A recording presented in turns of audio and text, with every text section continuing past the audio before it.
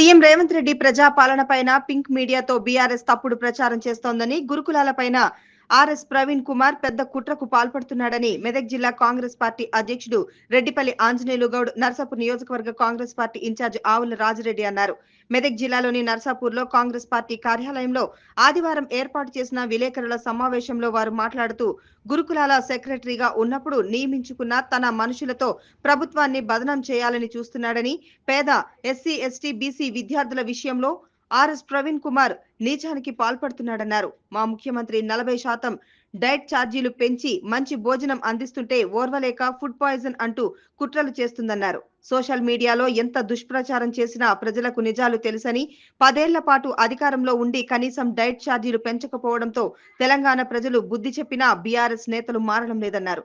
జిల్లాకు చెందిన మాజీ మంత్రి హరీష్ రావు ప్రజలను రెచ్చగొడుతున్నారన్నారు. తెలంగాణ రాష్ట్ర ప్రజలు వారి మాటలను, వారి అసత్య ప్రచారాలను ఏ విధంగానూ నమ్మే స్థితిలో లేరని, వారికి సత్య అసత్యాల గురించి వారికి తెలుసన్నారు. ఈ కార్యక్రమంలో నర్సాపూర్ మాజీ ఎంపీపీ శ్రీనివాస్ గౌడ్, నర్సాపూర్ బ్లాక్ అధ్యక్షులు రిజ్వాన్, నర్సాపూర్ పట్టణ అధ్యక్షులు ఆంజనేయులు గౌడ్, నర్సాపూర్ మండల అధ్యక్షులు మల్లేష్, నర్సాపూర్ మండల మైనార్టీ సెల్ అధ్యక్షుడు అజ్మత్, రషీద్, మల్లేష్ యాదవ్, సాగర్, నాయకులు, కార్యకర్తలు తదితరులు పాల్గొన్నారు. తెగవీడిస్తూ డబ్బులతో సోషల్ మీడియాలో వారు తర్వాత ప్రచారం చేస్తూ వ్యవస్థలను నాశనం చేస్తున్న పార్టీ టిఆర్ఎస్ పార్టీ. మేము గతంలో నుంచి కూడా ఎప్పుడైనా ఒకటే చెప్తున్నాం, కాంగ్రెస్ పార్టీ ప్రజాస్వామ్యాన్ని, వ్యవస్థల్ని, విలువలతో కూడుకున్న రాజకీయం మాత్రమే చేస్తారు, పదవుల కన్నా ముఖ్యంగా.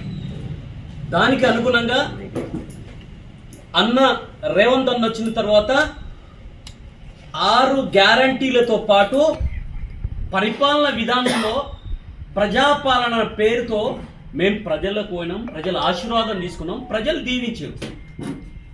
దానికి వక్ర భాషను చెప్పే విధంగా 6 నెలలు కానేలేదు 6 గ్యారంటీల మీద ఎంతో మంది రకరకాలుగా మాట్లాడుతూ, వారు దీక్షా దివాస్ పేరుతో కానీ, వారు తర్వాత ప్రచార ఆర్భాటాలు, వాళ్ళకి ఎందుకంటే డబ్బులతో కూడుకున్న పార్టీ అది, వారికి అభద్రతా భావంతో కూడిన పార్టీ అది, వారికి ఏంటంటే కుటుంబ పార్టీ అది. అందుకోసానికి వాళ్ళు డబ్బులతో రాజకీయం చేయాలంటే కుదరదు. కాంగ్రెస్ పార్టీ అనేది ఇది కార్యకర్తల పార్టీ, ఇది కార్యకర్తల కష్టార్జితమైన నిర్మాణమైన పార్టీ ఇది. అందుకోసానికే మేము తీవ్రంగా కొంతమందిని బ్యూరోక్రాట్స్ కానీ, కొంతమంది మేధా వర్గాలు కానీ మీరు ఆలోచించమని చెప్తున్నాం. ఈరోజు మొన్నటిదాకా ఒక ఆయన ఉండే ప్రవీణ్ కుమార్ గారని, ఆయన సోషల్ వెల్ఫేర్లో సెక్రటరీగా ఉన్నప్పుడు నేను కూడా ఒక సోషల్ వెల్ఫేర్గా చదువుకున్న బిడ్డగా సంతోషపడ్డా. ఆయనలో ఇంత కుట్రకోపం దానికున్న విషయం నాకు కూడా తెలియదు. ఆయన ఇంత పాలేరులాగా చేస్తాడన్న విషయం నాకు కూడా తెలియదు. అసలు ఆయన బయటకు వచ్చి రాజీనామా చేసి నేను రాజకీయాలను పునరుద్ధరిస్తా, బీసీ ఎస్సీ వర్గాల కోసం చేస్తున్నప్పుడు ఒక బీసీ బిడ్డగా నేను సంతోషించిన. అయ్యా, మేధా వర్గాల నుంచి కూడా ఆ వర్గాలకి సముచిత స్థానం కల్పించడానికి కోసానికి వారు గొంత వేస్తున్నారంటే నిజంగా సెల్యూట్ అనుకున్నా. కానీ వారు కేసీఆర్ గారికి మోచేతిలో నీళ్ళు దాగి వారు పంచ కింద పనిచేస్తారంటే ఎవరికి అభ్యంతరం లేదు. కానీ కాంగ్రెస్ ప్రభుత్వాన్ని కించపరిచే విధంగా, కాంగ్రెస్ ప్రభుత్వాన్ని బదలాం చేసే విధంగా చేస్తే ఆ ప్రవీణ్ గారికి, ఆర్ఎస్ ప్రవీణ్ గారికి తీవ్రంగా హెచ్చరిస్తున్నాం. మీరు ఒక ఉన్నత భావాలు కలిగిన వాళ్ళు ఉండి ఈరోజు అభద్రతా భావంతో ఒక పార్టీకి చప్రాసిలాగా పనిచేస్తున్నాం. ఈరోజు నిన్ను తిట్టినలో పంచని చేరి పనిచేస్తున్నాం. ఈరోజు 10 సంవత్సరాల కాలంలో ఒక రెసిడెన్షియల్లో కానీ నేను నీకు ఆధారాలతో సహా ఇస్తాం.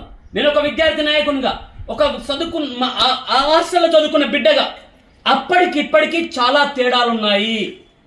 ఎడ్యుకేషన్లో మార్పులు తీసుకురావడానికి ప్రజా పరిపాలనలో తర్వాత గౌరవ ముఖ్యమంత్రి గారు పనిచేస్తున్నారు, మంత్రివర్గం పనిచేస్తుంది.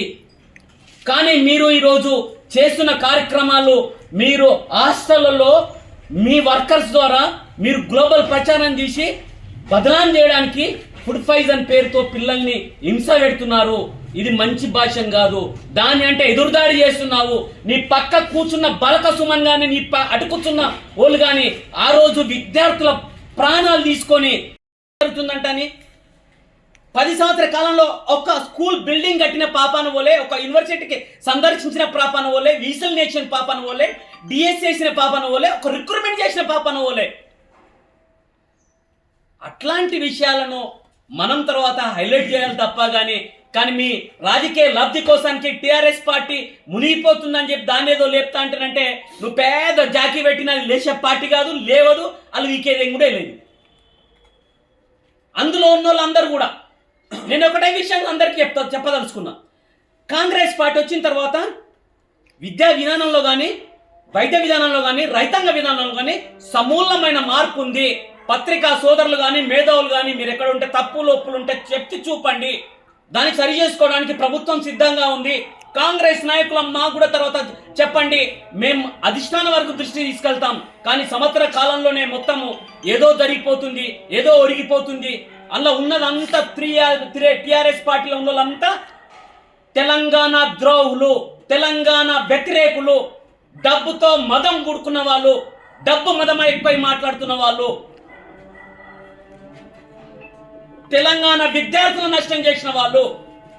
అందుకోసానికే ఈ సందర్భంగా అందరికి కూడా నేను విజ్ఞప్తి చేస్తూ, మేమందరికీ మా సోదరులకు అందరు కూడా జిల్లాలో ప్రతి జిల్లాలో కూడా తర్వాత మాకు అధిష్టాన వర్గం ఆదేశాలతో పాటు మేము అన్ని హాస్టల్స్ కూడా దత్తత తీసుకొని మాతో ఎంత చేతనైతే అంత అవసరం అనుకుంటే అక్కడ బాత్రూమ్లు ఉడవడానికైనా సిద్ధం, అక్కడ ఏ చేయడానికైనా సిద్ధం. పిల్లల కోసానికి పనిచేసే వ్యక్తులుగా కాంగ్రెస్ పార్టీ ఉంటుందో. మా మొత్తం యంత్రాంగం కూడా మేము రేపటి నుంచి తర్వాత చెప్తున్నాం కదా, చూస్తారు మార్పు ఏందో. మేమే అక్కడికి వెళ్ళి వారికి భోజన సౌకర్యాలు కానీ అక్కడ ఉన్న సౌకర్యాలను మెరుగుపరచడానికి కోసానికి మంత్రుల దృష్టికి, కలెక్టర్ దృష్టికి తీసుకెళ్తాం. ఖచ్చితంగా రోజు ఒక హాస్టల్ విజిట్ చేస్తాం.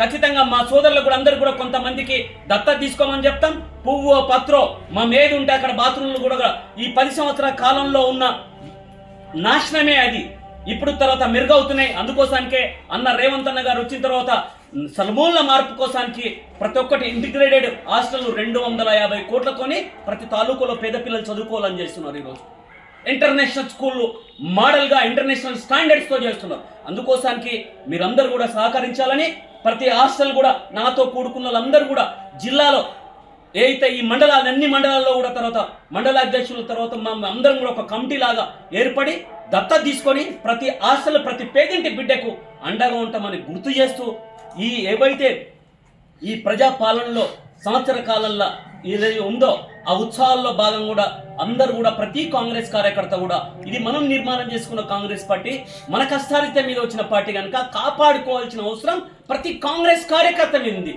ఈరోజు ఏదైనా ఏ రంగంలోనైనా సరే ఇలా తలెత్తుకొని చెప్పడానికి మనం గర్వంగా ఉంది. ఈరోజు ఒక కాంగ్రెస్ కార్యకర్త అంటేనే గర్వపడుతున్నాం. ఈరోజు ఒక పేదోడిని గుర్తించే పార్టీ కాంగ్రెస్ పార్టీ, ఒక పేదోడికి అండగా ఉండే పార్టీ కాంగ్రెస్ పార్టీ, అన్ని వర్గాలను కలుపుకోే పార్టీ కాంగ్రెస్ పార్టీ. అందుకోసానికి దయచేసి అన్ని వర్గాల వారు కాంగ్రెస్ పార్టీని దీవించాలని, రేవంత్ అన్న 10 కాలాల పాటు చల్లగా ఉంటే మన పేద ప్రజలకు మంచి జరుగుతుందని కోరుకుంటూ అన్ని వర్గాలు దీవించాలని కోరుకుంటున్నాను. కొన్ని రోజులుగా ప్రజాపాలన ప్రభుత్వంపై బీఆర్ఎస్ నాయకులు చేస్తున్నటువంటి అసత్య ఆరోపణలకు సమాధానంగా ఈ ప్రెస్ మీట్ పెట్టడం జరుగుతుంది.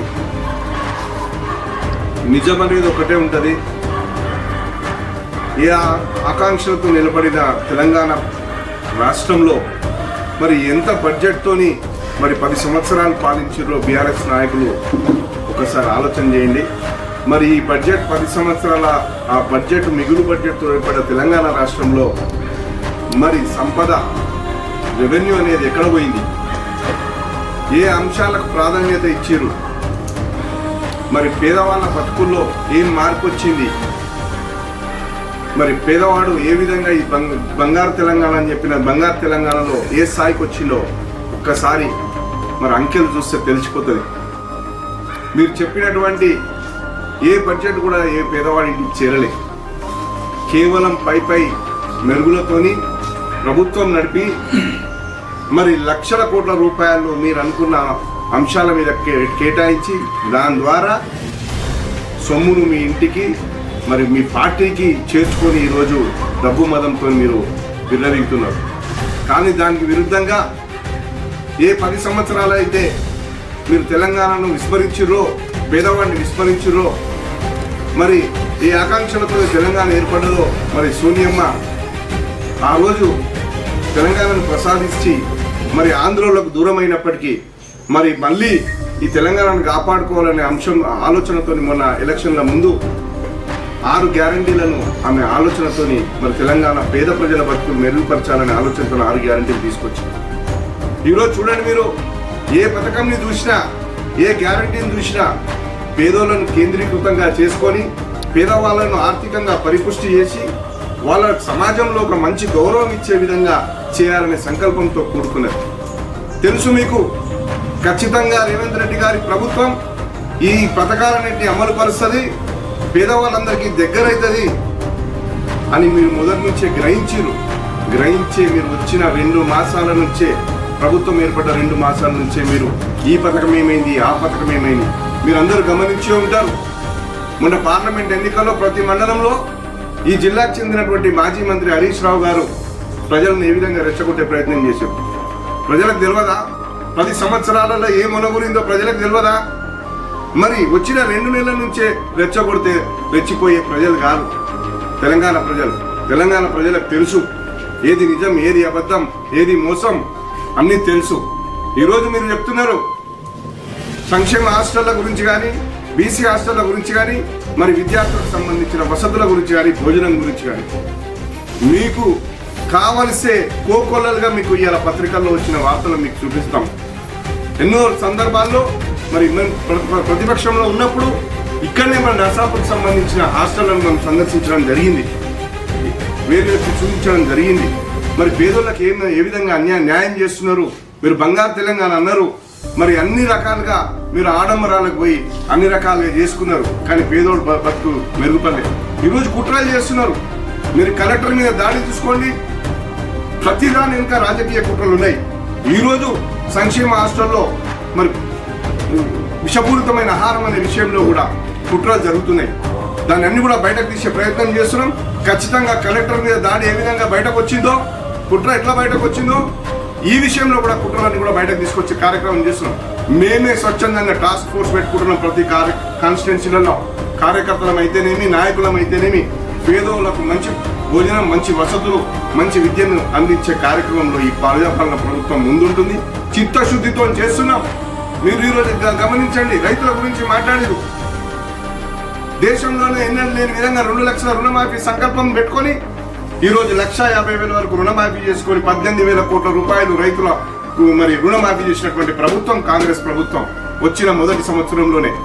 అదే కాకుండా ఏదైతే సన్నాలకు 500 రూపాయలు బోనస్ అన్నమో అది కూడా ఇచ్చిన నిన్ననే ఒక రైతు, సంగాయపేటకు సంబంధించిన రైతు, మరి ఆయన బోనస్ దాదాపు 2 లక్షల వరకు బోనస్ వచ్చింది. మరొక రైతుకు అది మరి లాభం చేసినటువంటి కార్యక్రమమా కాదా ఒకసారి ఆలోచన చేయండి. రైతు బంధు కూడా ఇప్పుడు రిలీజ్ కాబడుతుంది. మొత్తాన్ని ఆర్థికంగా దివాలాని ఇప్పించారు మీరు. దాన్ని సరిదిద్దుకుంటూ, దాన్ని గాడిలో పెట్టుకుంటూ ఇచ్చిన వాగ్దానాలను ఒక క్రమశిక్షణతోని ఈరోజు ప్రజలకు చేరువయ్యే కార్యక్రమం చేస్తున్నాం. గమనిస్తారు ప్రజలు 10 సంవత్సరాలలో మీరేం చేశారు, కాంగ్రెస్ ఏం చేయబోతుంది అన్నది ఆ ప్రమాదం మీరు గమనించారు. కుట్రలకు తెరదీపారు మీరు. ఈరోజు ఆ కుట్రలు ఎప్పటికీ నడవాయి.